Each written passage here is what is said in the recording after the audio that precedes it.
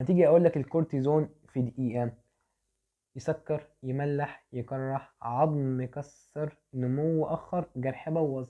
لما تسمع كلمة يسكر تفتكر معايا إنه الكورتيزون بيعلي مستوى الجلوكوز في الدم، بالتالي وبيعمل حاجة تانية، وإن هي فات ريديستريبيوشن، واللي هي توزيع الدهون في أماكن مختلفة بشكل مختلف، واللي ممكن تديك مون فيس أو بافلو هامب أو بيلي أبدومين اللي هي زي الكرش الصغير كده.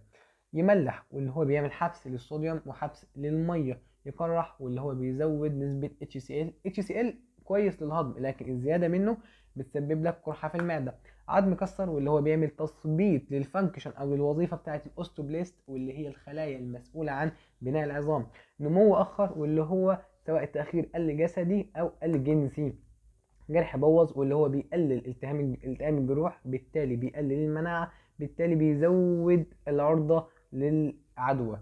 طيب انا من كده استنتج اني طالما هو بيرفع الجلوكوز فانا ممكن اعالج بيه الهايبوجلايسيميا. طالما هو بيحبس الصوديوم وبيحبس الميه فانا ممكن اعالج بيه الهايبوتنشن.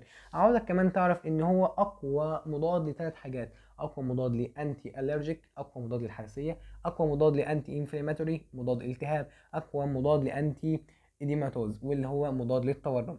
ده كان فيديو النهارده عن الكورتيزون، معلومه في دقيقه. سبحانك اللهم وبحمدك، اشهد ان لا اله الا انت، استغفرك واتوب اليك.